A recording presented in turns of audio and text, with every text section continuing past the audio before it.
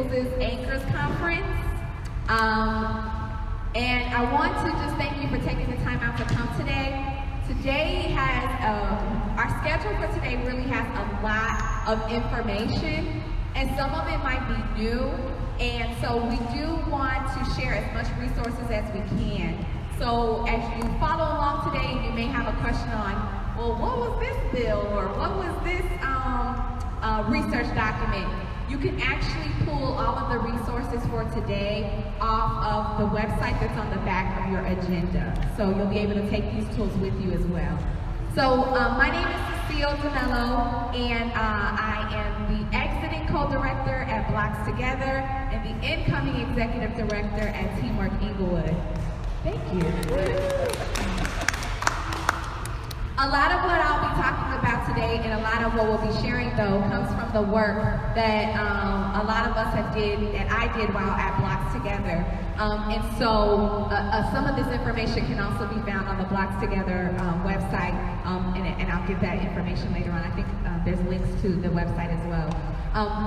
Today's agenda is focused about being able to do implementation around school facility planning or community-based planning and thinking about our schools. This work comes out of the struggle of protecting elementary schools and high schools throughout the city, but also the work of improving the conditions at some of our schools.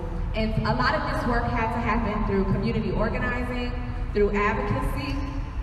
But the part that we're at now is a lot of this work has created the infrastructure for schools to have some self-determination in their own planning and their own future.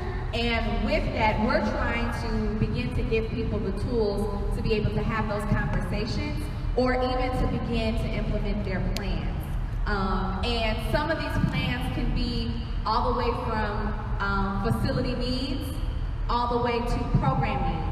Or it could be, what is the future of our building in a time where school closures and school actions have impacted the lay of the land of education and communities. Welcome. I want to thank Beigler. The principal couldn't be here today, but Beigler is a school that Blocks Together works with closely. They're one of our sustainable community school partners, which is a program we'll talk about a little bit later on in the day. And so we have a really good relationship here as we've been thinking about programming and facility planning and how does a school become so much more. So, yes, thank you. I had someone with me helping me. You got me? All right. So the term schools as anchors is something that is said across the country about schools, but it's always not something that I think we've appreciated in Chicago, and thinking about the things that occur inside of a school. So part of my work in the last 9 years, I was a part of a task force that was a kind of like a watchdog group called the Chicago Educational Facilities Task Force. And our guest speaker for the conference today and tomorrow is Miss Mary Filardo. You'll be hearing from her later on. She's from the 21st Century Fund and from Building Education Success Together Coalition.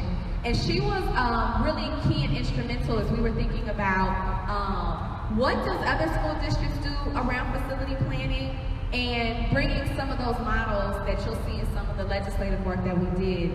Mary has been able to consult on a number of projects around the country, from joint use projects to building new schools, and even the hard work of advocating for facility investment for public schools across the country, which is something we don't always talk about when we talk about infrastructure and the capital needs for infrastructure, but the needs of our buildings and our school buildings where our children learn.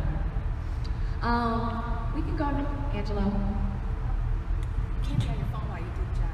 I'm paying for this job. So facilities and education is kind of something that is not always talked about when the buildings that house the work that we're doing with young people is critical, and it can become political. So Blocks Together came to this work about thinking about facility reform, and it comes off of years of other groups across the city working on facility reform in Chicago. But it came because here in the west side that we've been doing work, West Humboldt Park, there's this two type of community populations that exist. On the northwest side of the community, there was an overcrowding issue in our schools, and we're talking about 2008, 2009. And then on the other side of Grand, there was another phenomenon happening where we were losing student population, okay? So both of these communities have facility needs or planning needs for their school buildings, but we weren't able to really move things along in trying to get some of the things that the schools needed. So for example, one of our sustainable community schools, Cameron Elementary School, was a school that was overcrowded at the time that we began building this relationship with them. And hadn't had any documented capital repairs in 15 years. When we were working inside of the school with our after-school programming and our restorative justice programming, the third floor was leaking in every single classroom. And there was paint peeling in the gymnasium, and none of the bathrooms had doors. So when we were advocating to get some capital repair funds, we could not find any of the documentation that showed that the schools had received funds. And that was one of the first things that we began to work on, is how can you find transparency in who was receiving capital investment? Because you would think that you would be able to look at a school's portfolio and see what schools needed repairs and when they could expect to see those repairs. At the time that we began this work, that wasn't the case. Capital investments were very piecemeal, and there wasn't any documentation that you could see who got what and when, right? You would have to interpret this information by looking at the yearly budget. So we did that. We reviewed every part of the yearly budget and found schools that were getting millions in interior renovations, smart board installations, carpeting in the library, while we were just trying to get our roof fixed, right? Now on the other side of the community where we were doing work, we actually had lost an elementary school, can't think of the name, looking at Keith. Keith, what was the first school that closed in West Humboldt Park? What was the first school that closed in West Humboldt Park? I would say it was actually Morris. So we lost Morris for the under-enrollment policy that the district was using at the time as a budget saving mechanism. But the story of this school is that it was not on probation and it was not suffering academically. So for the community, we were struggling on why would we lose a school so close to overcrowding schools that was providing quality education for our students. And so this was for us the introduction to work around larger facility planning in the district. We found out, with Mary's help, that a lot of other cities actually do planning around thinking, where are we going to have population loss and where can we make the less interruption, especially when there's quality education programs, especially if those schools are serving as anchors for development in that community. Do they have after-school programming? Do they have GED classes for the parents? And things like that, which is what we saw in West Humboldt Park happen for us, is that we were losing schools that had programming that were open to the community, clinics, we had fitness centers, and they weren't academically underperforming, they were just under-enrolled. How can we start to make a sense of how do we distribute the resources that we have in our buildings to be able to continue to provide academic success, but not make a disruption in the community? And so facility planning, like I'm sharing, it's talking about what are those policies and practices around a school, a district's building footprint, right? How do you make plans around that? Next slide.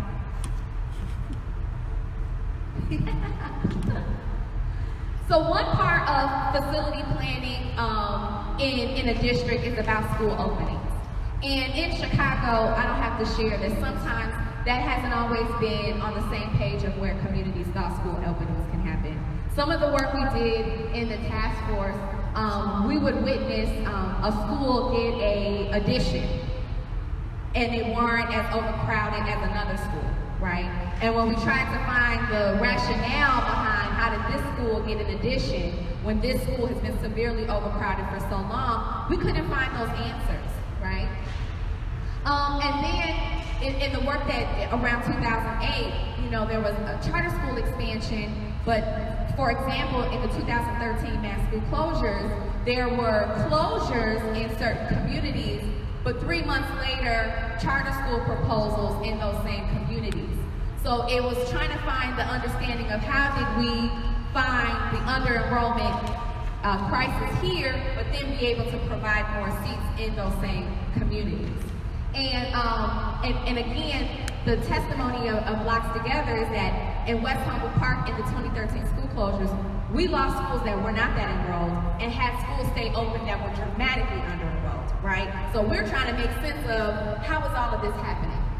The district also, and schools can also open new schools that have new programming, right? Westinghouse is an example of that, not too far from here, where the school was closed and reopened to provide different programming as a need for that community, as a new investment for that community.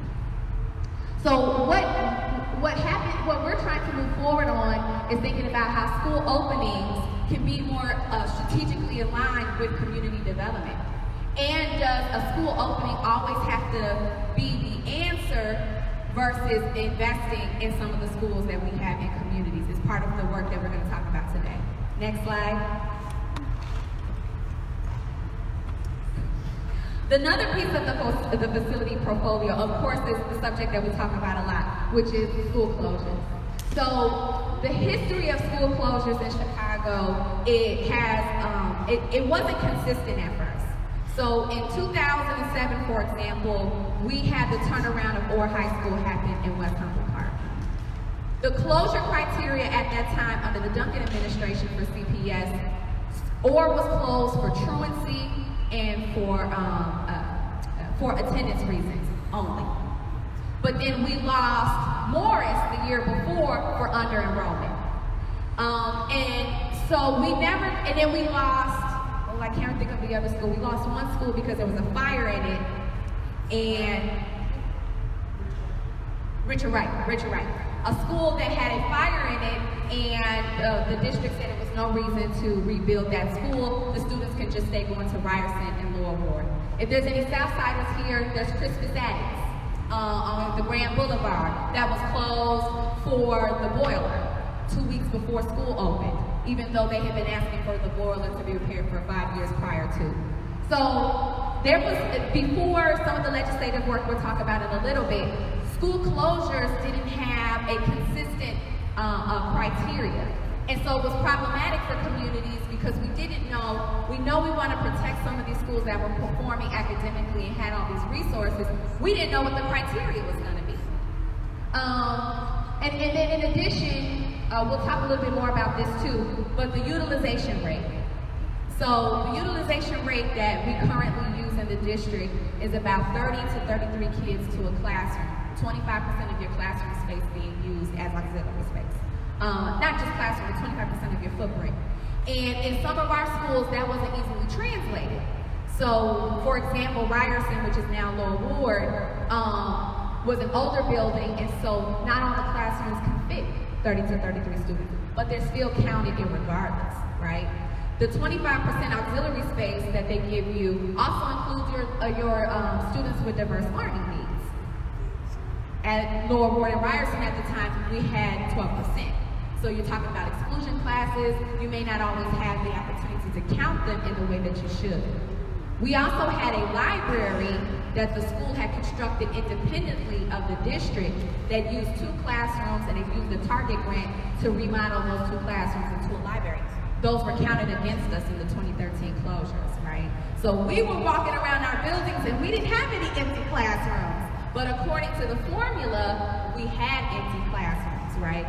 So when we're talking about larger facility planning, it does come all the way down to, well, how are we thinking about how many kids we want to teach at a time? Because that is the policy that's used currently in the district. Does that make sense? Okay, we're going to talk a little bit more about that. Next slide. So here's an example, actually specifically, that I wanted to share when we think about facility planning, because we want to have programming in our schools, and we know that this is part of best practices, having wraparound services for our students. But where do wraparound services happen at, right? So here's an closures. I talked about there was 2 classrooms converted for a library at Ryerson when we were doing the work before 2013. We had 1 classroom was used for a health clinic. So Erie Neighborhood House operated a clinic inside of one of the classrooms that was open to the community and the students.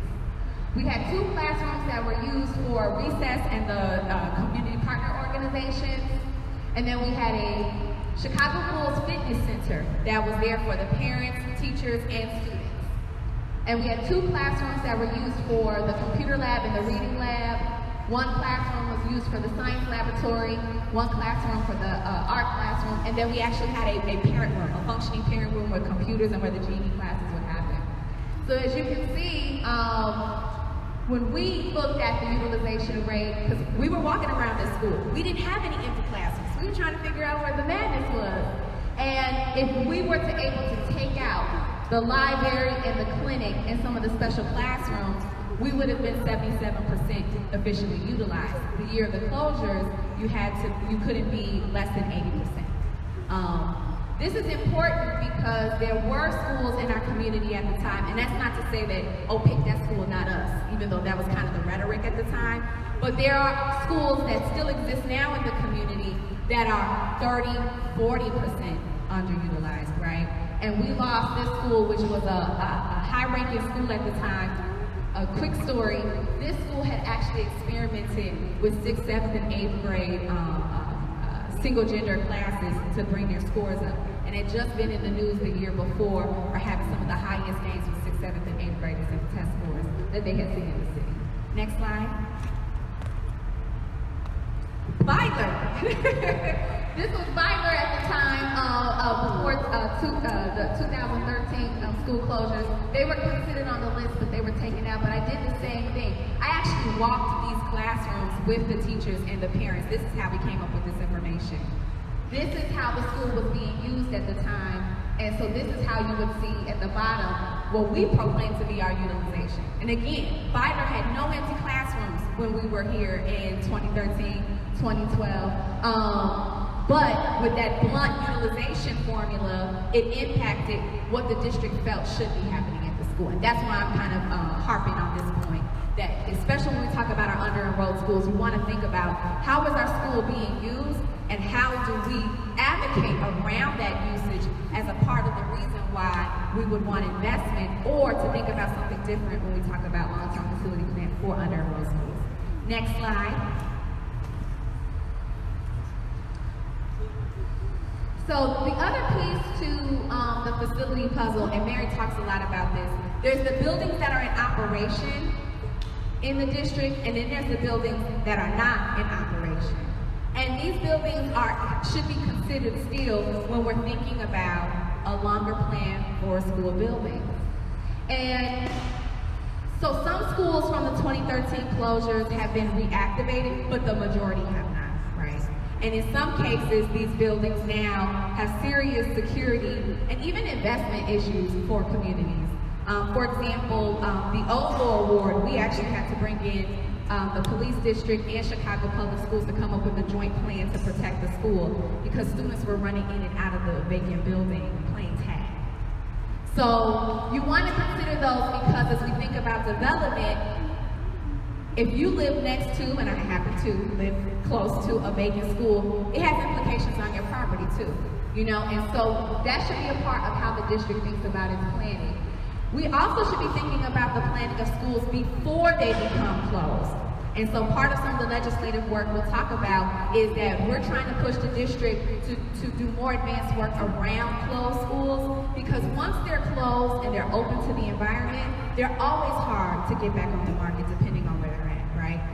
The school law award was so vandalized, so bad, just in 6 months after the closure, to the point that ComEd had to turn off electricity going to the school because it was too much of a hazard to have any live wires. That's how much destruction had happened. So, and in thinking about before we close the school, and we'll talk a little bit more about this, what what is happening in the community that should help us to think about a vacant school building, right?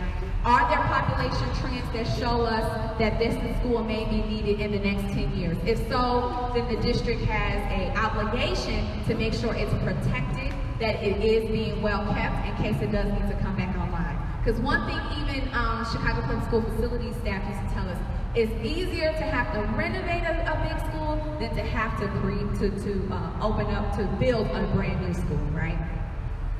Next slide. And we'll be sending the slides out, so.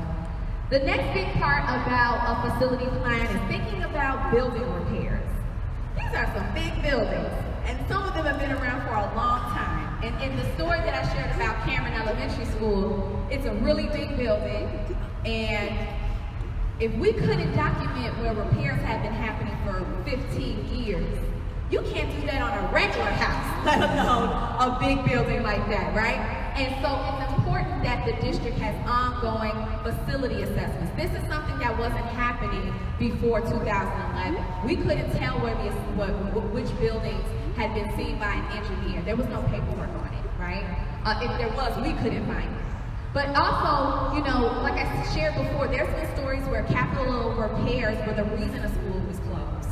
And then there's also, how do you improve programming at a school if there needs to be repairs to the building? We saw a lot of this with IT, when we started to flip over more into more IT solutions needed to be in the building, and then there was other things that needed to be addressed because of that part, right? How are you modernizing buildings so that it helps with the new type of curriculum you want to implement?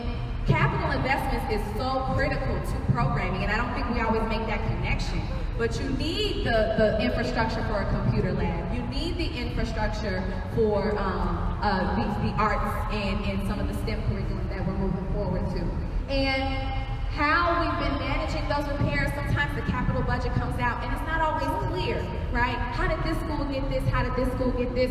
And in a lot of other districts, and I think Mary will shed some more light on, they think about that. They look at their whole assessments of their portfolio and they say, well, we need to do these phase 1 critical repairs to these buildings, warm, safe, dry, right? We need to do these modernization improvements in these key communities where they deserve it and they need it, you know, as a part of quality of life issues.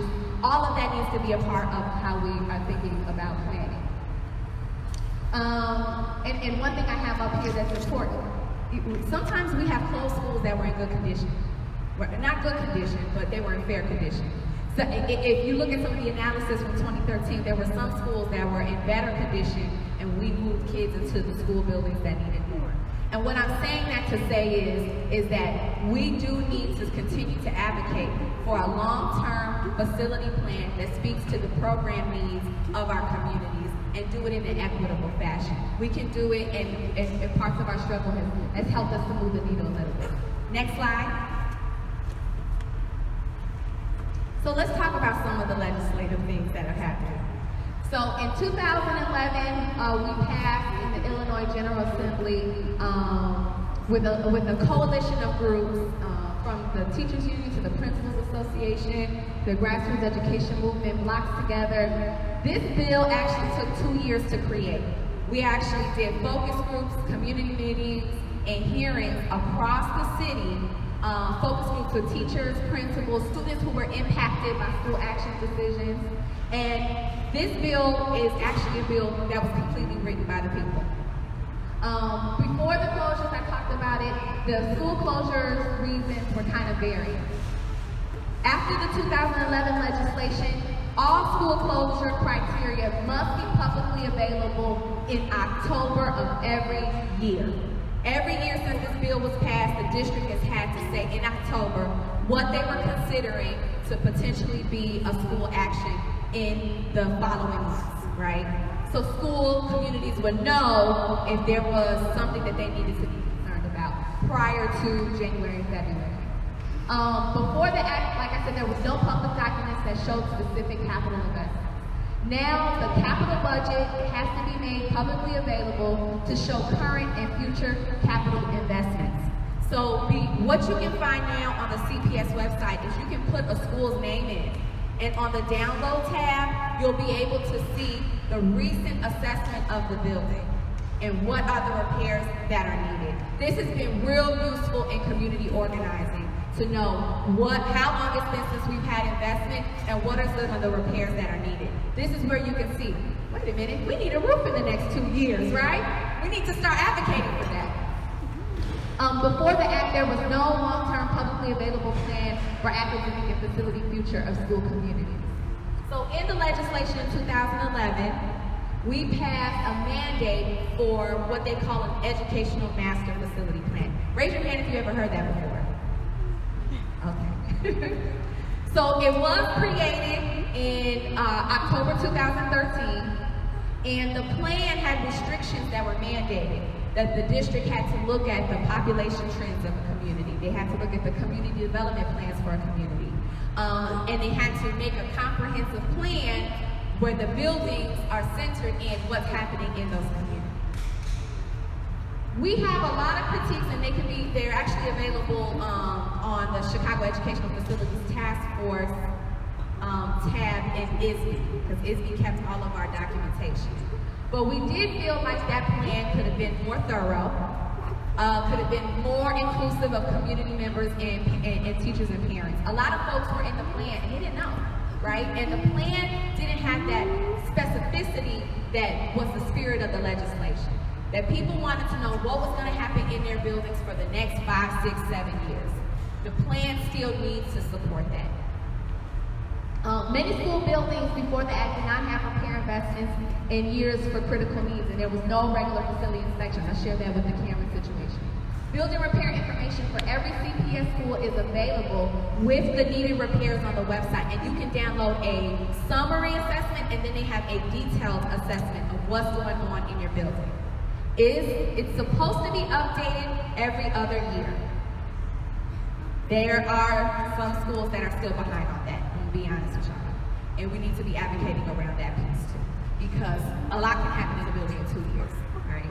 And we wanna make sure that it's safe for our children, and we also don't want to have that kind of information manipulated in a way that can be negatively impactful. The utilization formula was used as a blunt instrument tool, and I talked about that. Every January, the district is required by law to update the utilization formula. And they have updated it with no updates, or very little updates. The good thing about it is that at least school principals can now advocate on whether or not they believe that their utilization rate is accurate. And we've had success in schools being able to take this to the district and to say, listen, this is not accurately portraying. You're counting this classroom, this room is not a classroom. And as we saw in 2013, those technical things can really have an impact on whether or not you're considered under-enrolled. There were no community meetings really for school actions or for school actions before the legislation. They used to have the school community meetings before a school action outside of that community entirely. Sometimes they'd only take place downtown, even though you may have been at Piccolo. Not to say it's, that I might have been involved with some work at Piccolo. But they have, so now they're forced to do 3 community meetings if there's a considered school action. And 2 have to be in proximity of that school community and 1 downtown. And then before the legislation, there were no transition plans for any school actions that happened. Now they are required by law to have transition plans. How are we going to get kids safely into the school building? How are we going to make sure that there is some kind of support for those students? That work wasn't happening before. Next slide. We can go to the next slide because I kind of explained. This is their technical terms. You'll see them in how, well, go back. CPS talks about their mandated facility standard process on their website. And it has links to the current utilization rates for each school from last year's attendance, which is really important. I think we have a few copies here today. It also includes their description about how they're doing facility updates, and all of them has hyperlinks into different parts of it. Next slide. So let's go to 2018. So after the 2011 legislation, It took a while before the first master facility plan was created. The state legislature did give Barbara Burr Bennett at the time an extension to work on the master facility plan, and in between the extension time, the 2013 closures happened in between that extension time. This was key because the way that the master facility plan has to be developed, you have to actually have updated utilization and population projections before you can have a plan for school closures. So with the extension of the plan being postponed, they were able to do that because those protections were not in place. So that 8-month extension really impacted, I feel like, Chicago public schools for a long time. But a lot of us are working on, this plan doesn't get to what we wanted to do. The transition plans aren't strong enough, because there's one thing to pass legislation, brothers and sisters. It's a whole other thing to see how it's implemented, right? And we learned that. And so a lot of the spirit of the legislation wasn't captured in then what was the follow-up from the district. But at this time, it was really hard because everyone was like, you guys worked on that bill for 2 years. It is what it is. Let's give everybody some time. At this time, we had like 3 CEOs happen after this first piece of legislation. We had to keep giving everybody a chance. But in 2013, we were able to do a strong piece of follow-up legislation, which directly targeted the repurposing of vacant schools, under-enrollment, and the master facility plan. And in this new legislation, it requires that the master facility plan have more specificity in it than we were looking for. We have more technical language in here, but it says that it needs to include goals to meet space-sensitive needs of special education, like I was saying before, making sure that we have enough space for special ed. Early childhood, CTE programs, and other programs with particular space needs. So the next master facility plan update, which is in 2020, has to include more program-sensitive space inside of the master facility plan. This is us being able to push back and saying, if we're really trying to create new programs, new curriculums, or also do what we need to do for our diverse learners, we have to accommodate that in the planning of the space, and we need a formula that accommodates that, right? The second piece was that it creates more communication and community involvement for the next master facility plan. And we detail what some of that community engagement looks like so that there's no loss for interpretation. It requires CPS to do advanced planning with schools and communities to prevent the creation of long-term vacant schools. So what happened was, after the 2013 school closures and the vacant schools were now online, the district had moved the decision of what would happen in those vacant schools with the alderman. But it was kind of close to elections for folks. So a lot of, there wasn't like that political will in a lot of cases to move on what would happen in that building so that nobody got feelings hurt, right? I'm just keeping it, 100. We can't afford that. Like I said, it took 6 months for Lower Ward to get tore up. We need to be thinking about, if there is a situation where there is a vacant school, advanced planning way before it becomes vacant. That's what's fair to communities, should that be the case.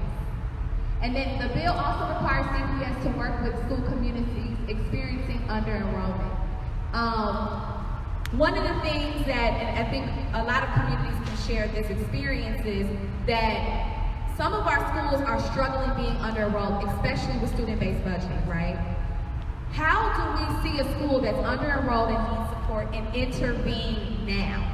And not wait until we have the political will to, let's say, open a new school and close all the others, right? So what this bill requires is that any school that is under-enrolled, the district needs to work with that school community on an intervention. The interventions that are laid out in the state legislation, and we have copies of the board policy that shows what they also agreed to, is looking at new programming at the school as an option. Some of our school communities are not suffering necessarily that they don't have good programming. They might be suffering because they need additional programming because there's so much choice in our communities now, right? But also, and I think about Bidler and I think about Cameron, the Sustainable Community Schools Initiative that happened with Chicago Teachers Union and community groups, we were able to provide new programming here at the school, right? That wasn't here before. but making the school more attractive, but making the school stronger, right, for that community is one option. The second under enrollment intervention is something called joint use. Raise your hand if you ever heard of joint use before. Okay. Joint use is where, actually, and schools kind of do it indirectly, but it's when you have a partner organization that meets the needs of your students and families sharing space with you. The neighborhood clinics is an example of that. The fitness center that I shared about is an example of that. In other parts of the country, and Mary will talk about it, they really push the envelope on what it means around joint use in a way I don't think in Chicago we really thought about that piece, right? Housing, employment, workforce centers and things like that can use the space. The district wasn't set up for that for a long time, and now because of the legislation, they can consider joint use as an opportunity. And why is this important? Because some schools that are quote-unquote under-enrolled are working in communities that have a lot of needs, but may not have a lot of building space, or building space that could be put online. So this could be one of those planning questions that folks can think about. Who's a good partner that can share space with this building? You have a question? Yes. I'm wondering if you have any information on how the district's new volunteer background, like anybody coming into the building space has to have background checks, how that impacts the community partnership like space share. Sure. So actually, in a lot of the joint use policy that would have to be created for this to be supported, you would go through things like separate entrances and separate exits, right? On how do you keep the populations separate so that there isn't a situation like that. I think Mary can speak to a lot of how that preventative thinking has happened, yeah. And then there's a whole bunch that we should probably be talking about with the new volunteer system and how it's alienated some of our community residents. But you think about that when you think about that. So what the legislation, and I'm glad you brought that up, what the new legislation does is open up the opportunities to be able to create these solutions to some of our problems, right? Whereas before it was like, we just don't do it. Now it's like, but it's on the books now, we can. We can do it and we should be doing it, right? The third intervention is looking at boundary changes if that's necessary. So for example, like the dynamics of West Humboldt Park is you can have one school on the other side of Grand that's overcrowded and just a few blocks away a school that needs some more students. How are we thinking about that if it's in the best interest of the students, if it's safe, right? And if we can continue to provide quality programming for those students, yes. The under enrollment, joint use, new programming, boundary changes. The last option that's open now is potential consolidation if needed, right? These interventions are things for the most part that were happening in the district. What the legislation does is says, if that's something that's on the table, we should be talking about it now. And if that's on the table, we should be talking about it collectively with the data and the information that we need, right? Then the legislation also calls for enhancement and marketing of educational programs. That's actually just the intervention more spelled out. So, Mohammed, the last bullet point spells everything out. Yeah. And so there was technically not closures last school year, but the district did adopt all 4 interventions in their policy to addressing interventions for under-enrolled schools. Now the issue is, how is this being implemented? Is this being implemented and we kind of don't know it? So next slide.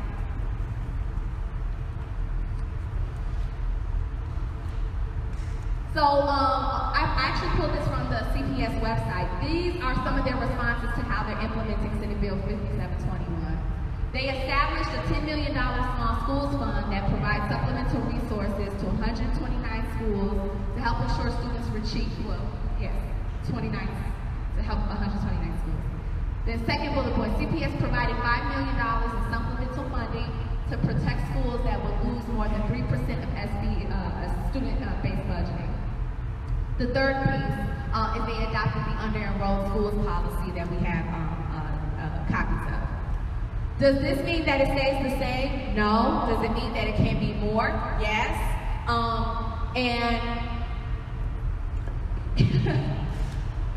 And with some of the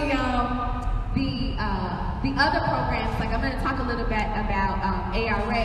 ARA could be one of the things that's fulfilling some of the under-enrollment interventions. We haven't really got it directed from the district whether or not that they believe that it is. It could be interpreted that it is, but it's one piece of the puzzle if that was one of the cases, right? Because only programming is one part of what the individuals could be, and that programming could still be expanded. Next slide. So moving forward, and I'm hoping that I'm going to start introducing some of the tools that are available, and then Mary's going to help you to think about, and some of our workshop exercises are going to help you to think about how can we use some of this, and as we're thinking about the future of our school. And I'm going to take some questions too. But you want to think about what's your current utilization. The last year's school utilization is available online. We won't know the upcoming school year utilization until after the 20th day. But these are supposed to be publicly available. Do you want to be able to go around and see if that utilization matches yours? Yes. I have been a part of some of the conversations where people have pushed back on the district and got their utilization formula adjusted. You have to go through your buildings and self-proclaim what you think your building is being used for. We have an old school walk-around sheet that we'll have today that was really a chart. And we did this for about maybe 11 schools, where we literally walked our schools and said, this room is this room is this room is this, and we did our own utilization. And I encourage people to do that. You want to talk about what is space being used for currently. What do your partners need in your building is critical too. So we do a lot of restorative practice programming inside of schools. You need space to run those programming, right? You need space to complement those programs. Some of our health and fitness programs that we brought into Vibrant, we need a space for that, right? So you want to think about what are the future, what's the future programming of our school, what's our current programming of our school, and what are the capital and space footprint needs we need in the building. Next slide. Then moving forward, thinking about surrounding school data. This is important. What are some of the other schools doing? So recently, a couple of schools did apply for things under the ARA application and were denied. And some of the reasons that they were denied were because the district felt that those schools were in proximity of another program. What is proximity needs to also be challenged, but also, well, is my programming going to be different than the other school's programming in-house, right? So the district does its own internal inventory of where all the programs are. You want to be able to know that information even more than they do. You know what I'm saying? Yes. This is the case also in special education clusters. They'll close a cluster in a school. Sorry about that. Yeah, that's okay. They'll close a cluster program in a school claiming that they have approximate similar programming elsewhere. For instance, in our school, we used to have a deaf and hard of hearing preschool and kindergarten cluster, which they closed down, and the nearest one is close to about 8 miles away. Right. Yeah, definitely challenging what proximity looks like and thinking about those populations that are impacted when that's challenged. There was a school we were doing some work with in North Lawndale that had a bus-in diverse learning needs who had physical disabilities as well as learning disabilities, and the school was able to accommodate that. Well, that school was then co-located with another school. What is the impact on that community for no longer having, because not all of the schools can actually take students with some of those physical disabilities. These are the questions that should be asked in a longer plan and your school-based plan. Do you want to say something else? Well, that just brings up issues of ADA compliance, which there's no CPS data for determining which schools are compliant with ADA. You cannot find it anywhere, which is really, really hard when you're trying to advocate for a kid with physical disability. I didn't know that. Thank you. You can't find it. Yes. Huh? So her comment was that it's actually difficult to find what schools are in ADA compliance to even have the conversation about where could some of the education spaces be available for children with physical disabilities as well as learning. or separate. Cream, okay. We have cream if you were looking for it. You also want to look at the surrounding schools' utilizations. You can do that with some of these tools that are available now. Do I have neighboring schools that are also struggling with under-enrollment like we are? How so? What are the trends that are creating that? Yes.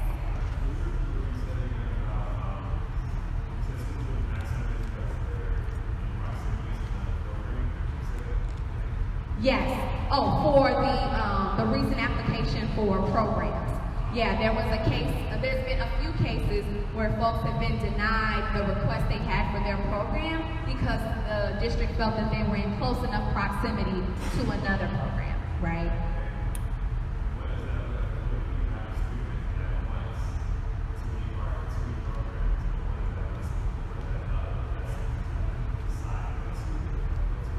Well, as a CPS mother, yes, you do have to make the decision. Feels a little like on games. But yeah, and I think some school communities would tell you that's not close enough. Some communities kind of felt, okay, I could see that. There's one situation happening here in this community where there's absolutely no program like the program they asked for on the entire west side of Chicago, but they were stuck in defending whether or not there was what's the word I want to say? A desire? A demand, that's the word. If there was a demand for this program in the community, and that's something a school wasn't equipped to answer, right? They just know it's not here. And there was a little bit of the chicken and the egg. Do we not have the demand because it's not here, or do we not have the demand? Well, there's a whole other situation about how we get programs out too, right? This particular program is not something I don't think is well marketed anyways, and a lot of the students I think from this community just don't even try. So there's a lot to go with that. And that's why I think part of that application is important, but we need to make sure schools have as much data and having these conversations, because I think we need to be shifting about what does program equity look like, but not just program equity, what does the programming that we need, period, in schools, right? So when we're talking about the need for more social workers, well, where's the social worker's office, right? And if he's complementing a restorative justice program, then the restorative justice programming needs space as well, right? And we know this, like I said, from our own experience. If you're doing RJ well, and I'm gonna say this, if you're doing RJ well, you're gonna need a social worker that complements that work. You know, you need to have social emotional learning happening in all spaces, and it needs to be entrenched. Then you wanna look at your current educational master facility plan. So there's the 2018 master facility plan available. You want to see what they're saying about what's going in your school. They do have data about some of the population trends, and they have some data, an inventory kind of some of the programs. You want to review that. And then you want to look at your, like I shared, the other community school programs that are happening around your school. What we're trying to show too is that these communities have number of schools. How are the number of schools functioning as a network that's supporting each other, right? Next slide. Did you move it? Oh, it didn't look like it. Some other things that you want to look at. You want to look at your CIWP, right? What is the CIWP saying that you need as well? In most cases, this is a collective document, a strategic plan for the school. One school I was working with had targeted in on math support for their students. The data showed they needed it. They had it in their CIWP, and it was one of the reasons that they had created an extra computer lab. Now, this is not a part of the agenda, but we got TIF funds for that school to be able to do that. There's a whole nother capital conversation of how TIF funds can be used for capital, but we don't have time to do that today. I already talked about how the ARA could be useful in thinking about local programs that are happening within the city. And then you want to look at your facility assessment that I talked about is in your download. You want to see what are some of the repairs the district has coming up for you, and then you also want to see is there an opportunity to expand those assessments to think about, well, this assessment only just has a safe, warm, and dry. How could I actually ask for the modernization I need to call for that programming? So if you wanted a fine arts program in your school, you want to still have your repairs up to code, but you also want to have the capacity in the building to support an arts programming curriculum in the school. Next slide.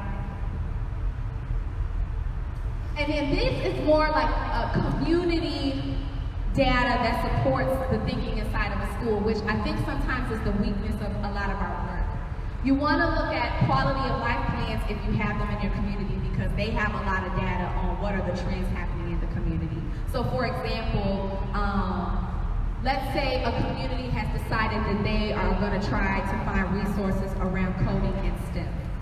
Can we create a school network that supports those resources coming in for that economic driver, right? Again, the ARA, the facility assessments.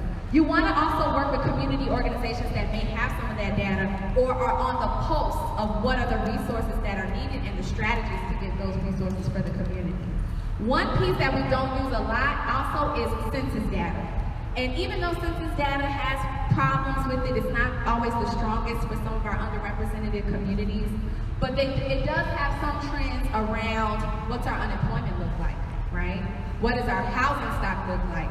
All of that's important in when you're thinking about a school, because housing is directly always impacting our school communities, right?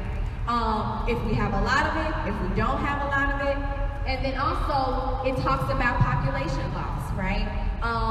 And I would say not just look at the 10-year census data, I would look at the ACS, the interval data, analysis that they do, because just recently some communities in the 2-year ACS census did have some changing demographics happen, right? How is this? Because what happens is we don't always communicate, right, with that stuff. And then before you know it, a principal's like, Cecile, where did all these kids come from? But the data was showing us we just weren't making the connection, right? That there is, there was something changing in the community. We need to be thinking about that as we think about long-term planning. Next slide. And then I know some folks are here today to think about repurposing of vacant schools. The same thing as that. What are some of the community needs? What are the available resources? And what we learned from 2013, you need political support to move some of this around, right? Next slide. All right, I don't like talking, so this is hard for me. Thank you. So questions for me? Or questions just about any of this before we go into our first workshop? Yes. Is there any data, or are they collecting data in any way to show how fundraising by PTOs, PTAs, friends of committees are impacting whether or not schools get facility upgrades based on their ability to contribute to them?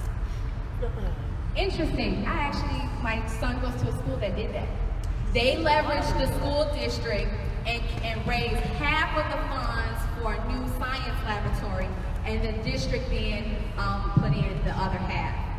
What I know happened in that, when we talk about equity, is that I know that there was other school communities that probably needed this science laboratory, right? And they don't always have the ability to fundraise. So where it was kind of low-hanging fruit for the district, I could see it definitely being an issue of, my son's getting a great education, I love it, but was that necessarily equitable? I'm not sure. Well, equity aside, I'm wondering if we can find data on where that's happening. Oh, okay. We can see what the total cost of the project was, right, and how much community contribution they got, because that does speak to the furthering of inequity in our Black and brown communities. Yes, and I would also add to that in our case, we mobilize tax increment financing to address some of our capital needs in our district. But we just so happen to be on the tail end of some lucrative things that happened. So we had a large TIF fund to do this work. Not all TIF funds are that lucrative across the city, right? And so sometimes that can't be used as a source of capital investment. And not everyone's in a TIF. Yes, and not everyone's in a TIF, and that's why in a long-term planning, you should be considering this school potentially can get a TIF, so that means CPS capital dollars should go to the communities that may not be able to leverage those resources, if we were thinking in that way. Yes. I have a question just about nuts and bolts in schools. So let's say, for example, let's say there's an engineer at a school and they need to fix a bathroom. in the school. And now they're under Sodexo, right? So what's the process of like buying paint or making a plumbing repair? I mean, do the engineers at individual schools have a pot of money they can use? Do they have to go to, how does that work? I'm actually not the best person for that part. Because after the changes happened, so before facilities managers were under principals, and now that's not the case. So when we were doing a lot of this work, we were able to get a survey of what was going on in buildings because the principals had access to that. And we don't have that same streamline of information. I would say it's readily available as we did before. But I think there's some folks in the room that might be able to answer your question. I can try some of that. I'm Jenny Biggs from Raise Your Hand. Years ago, engineers did have a small budget, so then they could do stuff like grab some paint to repair a wall, fix a faucet, handle a doorknob, those little things. But as I understand it, in speaking very closely with a particular building engineer for several years in a row, it became where they would have to put in any requests, even those small ones, through like the Oracle system, and it would have to be approved by a facility manager. And it was a real hassle, and it was for big things too. Like my whole school needed a whole new fire alarm system. Like it was not working, literally. And even like that stuff was not being pushed along, or the facility manager once was away for 6 weeks. And like no one's then the facility manager. So anyway, I'm sure building engineers would love to tell you some stories about this. So anyway, no, they do not have a budget. Everything has to go through the central office. And I actually don't even know if it's changed even more, because now building engineers are under privatized management of Aramark and Sodexo, and I imagine it's even like scarier now. But I do not have evidence of that, but someone in the room might. Doesn't look like it. Did I answer your question? That's helpful, thanks. Any more questions? Yes. You mentioned that there were like planning tools specifically around what kind of programs are already in our schools, and where do we find that exact information? So it's hodgepodge. So some of it will be in the current master facility plan. Some of it will, you can see the inventory of programming through the ARA, and then you can see some programming in your CIWPs, and in the school budget. Now, I would not recommend going on the school data profiles because those often don't get the TLC to get updated as much as possible. The strongest piece would be to go into those schools and figure out what's happening in those buildings, because a lot of times they don't communicate it. I can tell you for sure, none of the SCS programming, the after-school programming we provided here is on the website here either, right? But it's happening. So we had a hip-hop class here, we had a science technology class here,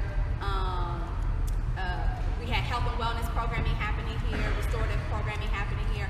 None of that is on the website. You would have to communicate with the principal or the LSC and leadership to find out. So that's what I'm saying. It's a little bit of putting a puzzle together sometimes. Yes. How does CPS define an under-enrolled school? 80% and below. Now it's 80%. They lowered it last time. So Now it's 70 to 110 is official. So they lowered it, overcrowded, they lowered it. So is that by classroom, or it's not just taking the number of kids divided by like capacity of the school? Like your measures are a little different than I've been thinking about it. I just say you've got a school of 100 kids and a building that holds 690. That's about 30% utilized. Right. The 690 students you have would be in the formula taken out of 75% classroom space. So 25% of your classroom or your space is taken out for auxiliary programs. So this is where you can count your gym, your cafeteria, your space for diverse learners, and all of that in that 25%. So then you're supposed to teach in the 75% of your classroom space at equivalent to 33 students per classroom.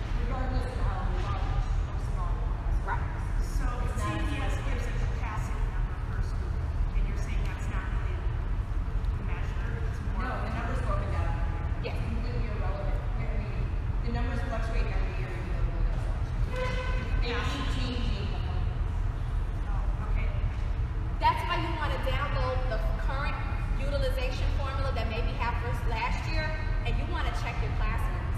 You want to check how many students you have, and the formula is on their website that they use, and you can use the numbers. We don't have it visually. I should have had a visual representation, but you want to compare the two. And like I said, most folks don't know that there's a 25% allotment for auxiliary space inside of the formula, and then a lot of people don't know that it's 30 kids to a classroom either. So you might be just going around, like I said, like what we were doing, going around and there's no empty classrooms, but that's not necessarily how they interpret it. Yeah. So for Ryerson, they had used a lot of their No Child Left Behind funds and made smaller class sizes. That was their program strategy to improve their school.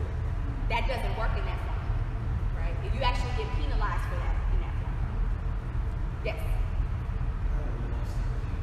I can't hear you. I got a little lost there again. So Ryerson was using like extra funds that they had to split the students up. And how did that work against them? How did that work out? Because they didn't have 30 in the classroom. So their measurement might have been, I don't know the exact number, they were trying to get 25 kids to a classroom, right? Well, in their gross total of students, even though every room was filled, because it wasn't 30, they might have lost, let's say, 10 percentage points on their utilization because of that mix match.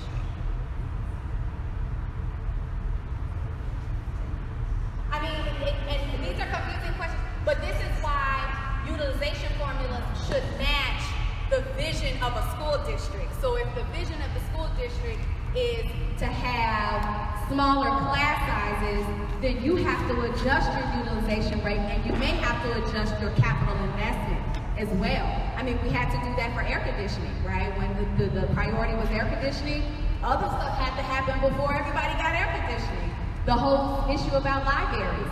So much other stuff has to happen if we say we want libraries in every single school, right? I'm sorry, I just have one. I'm gonna get one more, I'll give it to Deb and then we'll go back to you.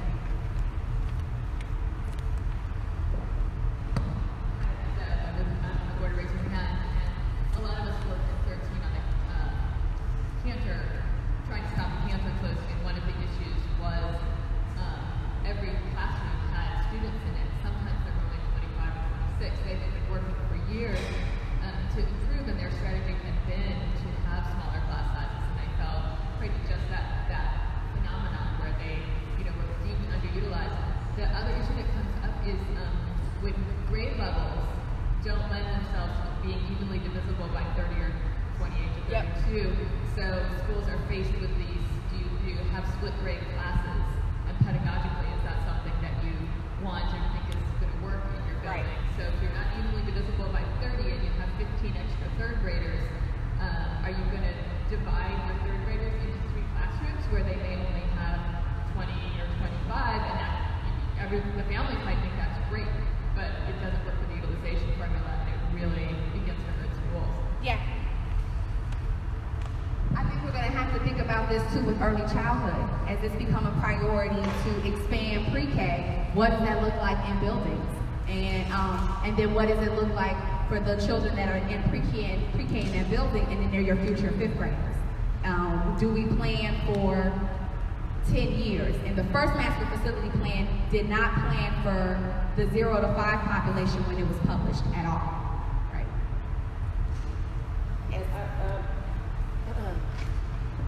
My daughter goes to Ray Elementary in Hyde Park, which is like at 83 to 87% utilization. But we have several classrooms that are in violation of the fire code, which is not figured into the utilization formula. For instance, we have a special ed classroom that's we're supposed to have 20 square feet per student. In these classrooms, and then there's a formula where you have to add in the furniture and stuff. We have 16 children and 1 adult in a classroom that's 10 square feet by 10 square feet. We have 3 5th grade classes. We have 38 to 40 5th graders going into 2 6th grade classes. They're going to have less than 12 square feet per student. without the furniture in the room. And CPS is woefully, I've spoken to the board about this in office hours, not our school specifically, but the lack of consideration of the fire code. And I really think we have to advocate on this because it's a safety issue. Right. The fire marshal should be involved. Right. You know, you make me think of also one of the ways that you could do your best site-based planning for a school when you really mark out your classrooms is actually looking at the fire safety plans that sometimes are available online, because they'll have the actual layout of the buildings. We've used those tools as well, even for thinking about what classrooms be used for what. But yes, that's part of that. Like educational planning in Mary's, I feel like I'm like Mary. I'm speaking Mary language right now. This is how much I've been around there. But a long-term plan for a school thinks of those minute things and the larger things that are happening in the community, right? And that's why most of your planning departments in districts are huge.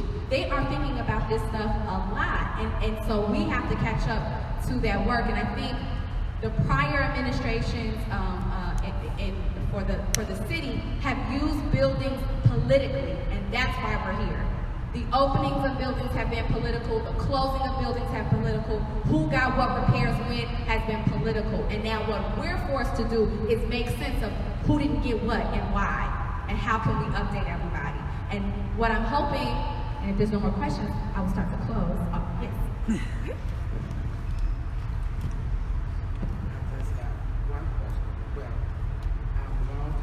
Educator, retired. I worked for the Board of Education for 40 years. I know the system, and what we need is first of all, charity begins at home. And what we need are patrol officers to come and see what's going on. I see children walking around all day. They should be in school. That bothers me. We need to get the parents back out because the schools belong to the parents, to the children. When I taught school, I made that clear to parents. Don't be one year before the fact and not after the fact. All my children were there grown now. They have careers. They went to Scholar Public School just like I did a long time ago. They have college degrees because no one asked them. My mother did not ask us how we went to school today. We were sick. If we was not sick, we was at school. I'm an old-fashioned person then. I'm old-fashioned now. I love our school, and our school, the system is full of my children. And I hear about all this stuff, money, alligator up here over there, but we need to get back to the roots. Charity begins at home. So I would like to see patrol officers. If they come back, then I will come out of retirement, so I can't be a patrol officer. Yeah, that's part of the planning that even can happen in the SCS situation, a community school planning. And to the larger point is, sometimes the facility planning overall doesn't allow for schools that freedom to think big like that. You know what I mean? Or not even think big, that's actually a basic thing, right? And so we're just trying to create the space so that you can match the program with the building and the building with the community, if that makes sense. So if there's not any more questions, I don't want to talk anymore. I want to take a break. We're going to go into our first workshop. Alexia, will you? So we have cream now if you want coffee. And the bathroom is, if you walk out this door to the left, and the last place that you can make a right, you can make a right and go to the restrooms there. But I'm going to give it to Alexios, who will talk about our next workshop activity.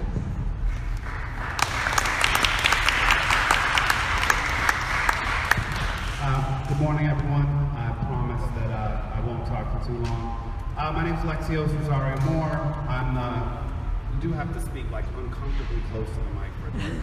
I'm the former policy and programs manager for Generation All, which was an initiative out of Chicago Community Trust focused on neighborhood public high schools. I also teach at UIC and DePaul in the College of Education. And I come to this issue thinking largely about public engagement processes. So there's two levels. We're talking a lot about school facilities and school sites, and then we're talking about the larger level of school planning. And one of the things we tried to work on with Generation All was thinking about what kind of public engagement processes are going to invite and facilitate the most information coming from the community. And so I went to a number of the capital planning meetings that CPS put on a couple years ago, and one of the things I was most disturbed by was the format. So essentially, representative schools were either coming up to thank representatives of the board for getting a new roof, getting a renovated bathroom, getting a new playground, or representative schools were coming up and begging for a new roof, for a new playground. And to me, this seemed like a medieval process, right? We're in the 21st century. Most major cities have robust public engagement processes for all policy decisions. Chicago does not. The new mayor has indicated that she is dedicated to implementing more transparency and greater public engagement. So I think this is an opportunity to take her up on this offer. One of the challenges around school facilities, we took a look at 10 years of data. Sarah Rothschild from CTU is an expert on this stuff, and had a researcher from the Voorhees Center at UIC look at 10 years of facilities data. So this is mostly repairs, additions, and it was a mess. The categories changed from year to year. There was no rhyme or reason for how it was prioritized or distributed. We generated maps to see how much money went where, and we found some neighborhoods on the far northwest side were getting 1,000% more than they asked for, and other neighborhoods were getting 10, 15%. We tried to analyze it through a racial equity lens, tried to analyze it according to census data. We had trouble identifying a real pattern. And so my suspicion is that there's two factors here. One is political and social capital. Some communities and some schools are going to get resources without asking for, simply because of political relationships. What I think balanced out some of the inequities is other communities organized, and they demanded a new school. They demanded an addition. They demanded repairs. And so that's the situation we're inheriting, and I'm hopeful that there's an opportunity to change. So we're going to have a quick icebreaker. I had an elaborate icebreaker with Legos and toy planes, and then you had to name the plane. I'm just kidding. But so we're going to do a really simple icebreaker. Then we're going to break into working groups, thinking specifically about this law. And so this law has changed the school code. The board is supposed to follow the school code. How does that get enforced? Well, there's two positions at the Illinois State Board of Education that are currently open, if anyone wants to apply for that are in charge of that. There's a new state superintendent. There's a new sheriff in town. At the level of politics and regulation, it'll be interesting to see how this plays out. But from the ground up, having a vision for your school and your community, articulating that in a fashion that speaks to the language of policymakers is going to be a powerful tool.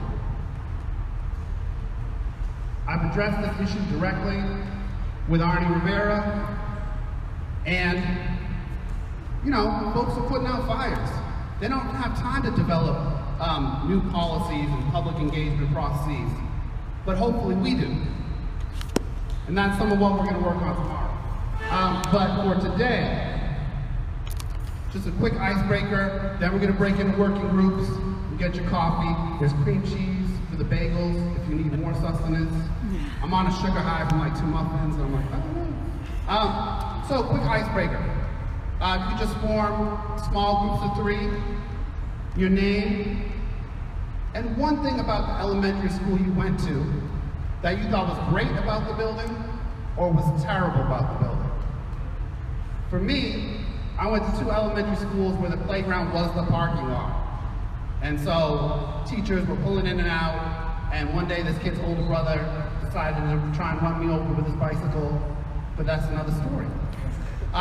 So let's take 5 minutes, reconvene, and then we'll break into working groups.